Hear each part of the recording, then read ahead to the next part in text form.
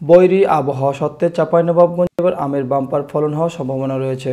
তবে রাজনৈতিক সংকট ও প্রাকৃতিক বিপর্যয় দেখা না দিলে এবার আম চাষিরা লাভের মুখ দেখবেন বলে আশা করছেন। এবছর জেলায় আম বাগানের পরিমাণ 24,250 হেক্টর এবং গাছের সংখ্যা 19 লাখ। চলমান তাপদাহের কারণে গুটি শুকিয়ে ঝরে পড়ায় অনেকটা বেকায়দায় পড়েছেন আম ব্যবসায়ীরা।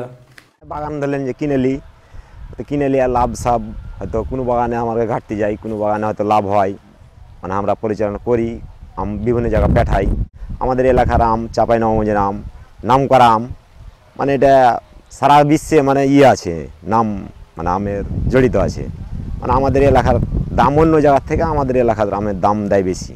এই বছরে শিলাবৃষ্টি হয়েছে আমার এই চাপাই পালসা এলাকায়, সেরকম হয়নি। তাতে আমরা শিলাবৃষ্টিতে কোনো ক্ষতিগ্রস্ত হয়নি। তাতে যে পরিমাণ আম আছে এই পরিমাণ আমে আমরা ভালোই পয়সা পাবো।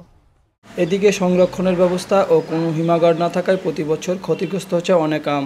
আর তাই সরকারের প্রতি ব্যবসায়ীদের দাবি আম মৌসুমে হরতাল অবরোধের মতো রাজনৈতিক কর্মসূচি থেকে বিরত থাকার এবং সংরক্ষণ ও বাজারজাতকরণের ব্যবস্থা নেওয়ার। যখন হরতাল অবরোধ লেগে যায় তখন তো আমাদের আম বাগান থেকে পেকে পেকে পড়ে যায় এবং বাজারে নিয়ে যাও যে কেউ কিনবে এরকম লোক থাকে না। রাস্তাতে যেতে পারি না, রাস্তাতে আমাদের আম লুটপাটও করে ভেঙে চুরে দেয়। এই সবগুলো দিয়ে তো আমাদের বিরাট একটা লসের অঙ্ক হয়। যদি সরকার একটা উদ্যোগ নিত যে আম রাখতে পারবো 10 দিন কি 20 দিন এরকম জায়গা যদি কোল্ড স্টোর একটা করে দিত সরকার, তাহলে আমাদের চাঁপাইনবাবগঞ্জে ভালো হতো। আমাদের কোল্ড স্টোর তো নাই এরকম। আমের মুকুল যে আগে যে আগের মুকুলটা হয়েছিল এই মুকুলটা সম্পূর্ণ নষ্ট হয়ে গেছে বৃষ্টির কারণে।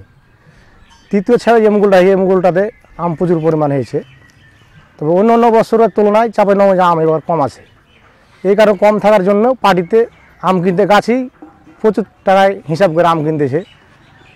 এখন পরবর্তীতে সবারই আশা আছে আমের উপরে একটা ব্যবস্থা ভালো হওয়ার।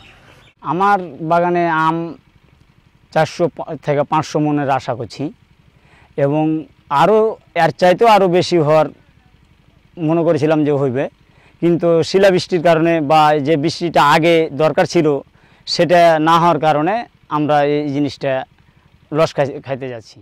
অপরদিকে খরার কারণে গুটি ঝরে যাওয়ার কথা স্বীকার করলেও অন্য কোনো প্রাকৃতিক দুর্যোগ না হলে ফলনে তেমন কোনো প্রভাব পড়বে না বলে জানান সদর উপজেলা কৃষি কর্মকর্তা। প্রতি বছর আম বাগানের পরিমাণ দিন দিন বাড়ছে। তিনি আরও জানান এবছরে আম উৎপাদনের সম্ভাবনা রয়েছে 40,200 মেট্রিক টন। প্রতি বছর জমির আম বাগানের সংখ্যা এবং পরিমাণ বাড়ছে। গত বছর আমাদের আমের আওতায় জমির পরিমাণ ছিল 3,155, কিন্তু এবছর হয়েছে 4,355 হেক্টর। গত বছরের ফলন ছিল যে 37,450 মেট্রিক টন। তো এবছর আমরা আশা করছি যে ফলন 40,200 মেট্রিক টন। এখন যে আবহাওয়া বিরাজ করছে সেটা আমের জন্য বেশ উপযোগী এবং আমের যে বাড়ন্তি সেটা বেশ ভালো আশা করছি। সেই দৃষ্টিকোণ থেকে আমরা এ পর্যন্ত আমের ফলন বেশ ভালো আশা করছি। এবছর জেলায় আম বাগানের পরিমাণ বেড়েছে 420 হেক্টর। গত বছরের তুলনায় মুকুল কিছুটা কম হলেও বাগানের পরিমাণ বৃদ্ধি পাওয়ায় ফলন কমবে না, এমনটাই বলছেন কৃষি বিভাগ। আর ব্যস্ত সময় পার করছেন আম চাষি ও ব্যবসায়ীরা। প্রাকৃতিক বিপর্যয় কাটিয়ে ভালো ফলনের প্রত্যাশাও সংশ্লিষ্টদের।